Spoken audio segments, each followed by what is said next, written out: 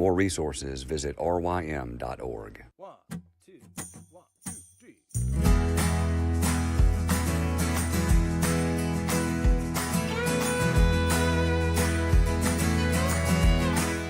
The Local Youth Worker is a daily podcast that's centered on 5 questions each week. Ranging from the practical to the professional, we're looking for answers to the questions you're asking. Whether you're in full-time, part-time, or even volunteer youth ministry, this podcast is for you.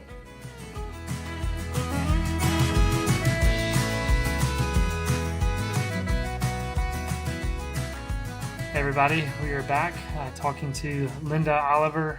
We spoke on Monday about praying out loud in public and questions that she's received from students. And then yesterday we got into women's roles in the church and the home as well. So be sure and check out those episodes if you've missed them.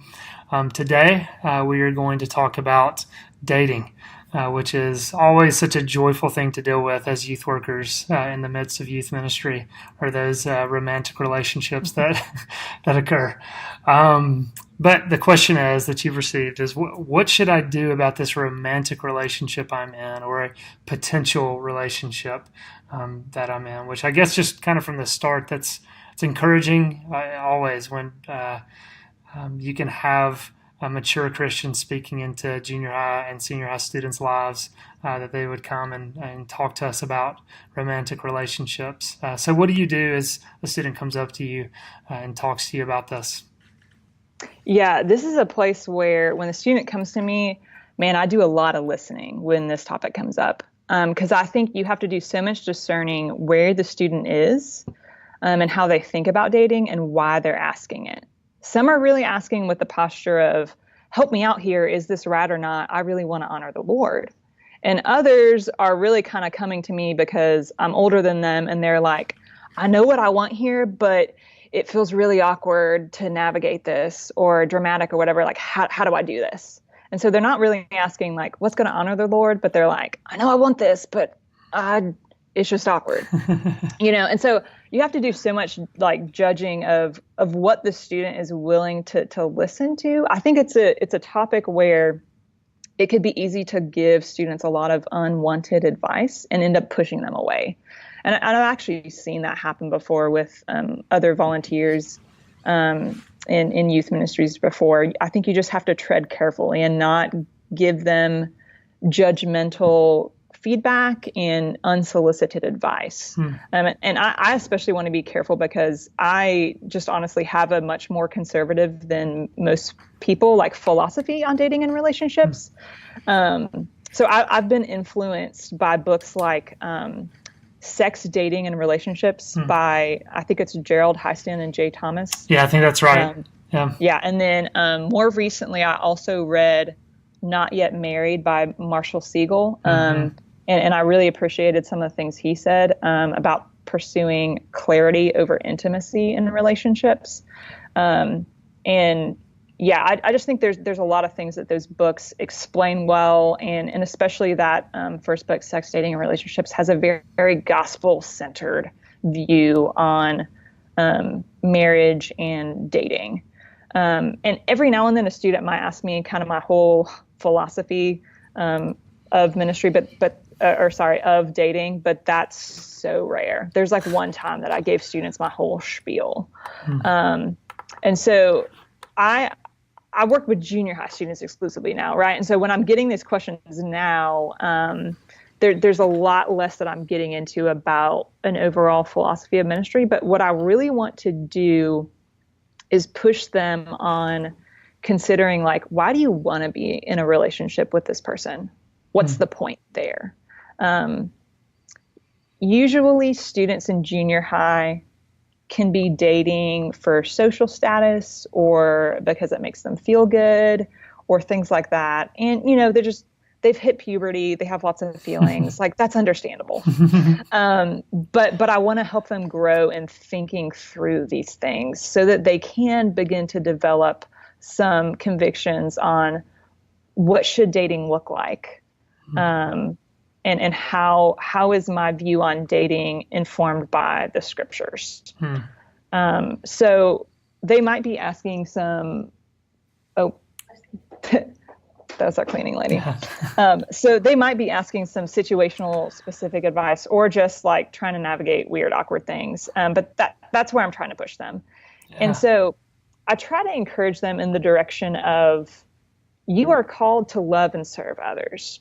And so the way that you're navigating this, whatever specifically they're asking me about, are you loving and serving this other person well? Are you pointing them to Christ? And are they pointing you to Christ? Are you being kind and considerate to this person? Or are you being selfish in the way that you're navigating this? And I want to push them in the direction of thinking about the purpose of dating, which I think goes back to the purpose of marriage.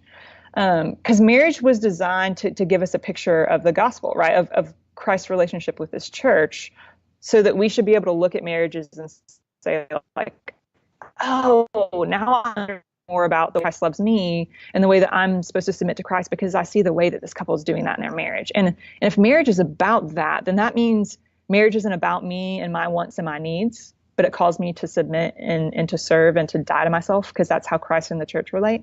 And it means that marriage isn't designed to fulfill me and to solve my problems or to be my happily ever after, because it's designed instead to point me to Christ. He is the one who fulfills me and is my happily ever after and all of that, right? And so that has implications for dating, because if marriage isn't about making me feel good, then dating relationships shouldn't be about making me feel good either. Dating relationships should be about pursuing marriage, and marriage is about Christ. Look, you're saying a ton of good stuff. I mean, first, again, just going back, modeling to students that you go to the Word for your answers. That's where you're going. You're looking to Scripture. But then, and also just at the beginning too, is being cautious, what you said, of not turning them off. We don't want them to go to Google for questions about dating or their friends. Welcoming that kind of dialogue with a student is so important. I mean, I've told students before, listen, I know what love is. There's a sense in which you do when you say you love this person. I'm not doubting your feelings, but throughout the years, as you grow older, your understanding of what love is, grows. And so, I think as adults, we've got to be cautious of just dismissing, oh, you're 13, you don't know what love is, or just kind of laughing at the feelings that they have, but really acknowledging those. And so I think you're wise to be cautious of not turning the students off. And I think just you asking kind of the questions of why, why are you wanting to pursue this relationship? It's just vitally important, because you're digging down to the heart and trying to get at, okay, what is it you're looking for? So yeah, I think that's such a good approach. Yeah, I think the thing with middle schoolers is they'll ask a lot of specific questions that are hard to answer because they're just so young, and it's like I just want to keep pushing them back to what's the purpose of dating, so that they can begin to think that way and to see it in light of Scripture, and to begin asking questions like, does this relationship help me love Christ more? Does this person point me to Christ? And if not, why do I want to date them? And help them grow in that self-awareness of what's going on there. What's my motivation? Because I think, honestly, where I fall is junior high students are young to be dating. I don't really think that you should date before you're old enough to even consider marriage, because then you're probably just setting yourself up for temptation. But I don't usually go there with the students, because most of them are not ready to hear that yet. And I'm just pointing them in the direction of learning to ask better questions, and being patient and gentle with them in the meantime, so that I don't push them away. Yeah. So is it known to students that you're, against dating, or have a strong stance against dating in junior high? Or do they know that, or you, like you said, you don't necessarily go there that specifically in certain areas? Or are you just more subtle in asking the questions? Yeah, there might be a few students who know. I'm not sure, because I never just come out and flat out say that, just because I think of the culture of our youth ministry here. I think where I was in Birmingham, I could have come out and said that quickly, and students wouldn't have thought much of it.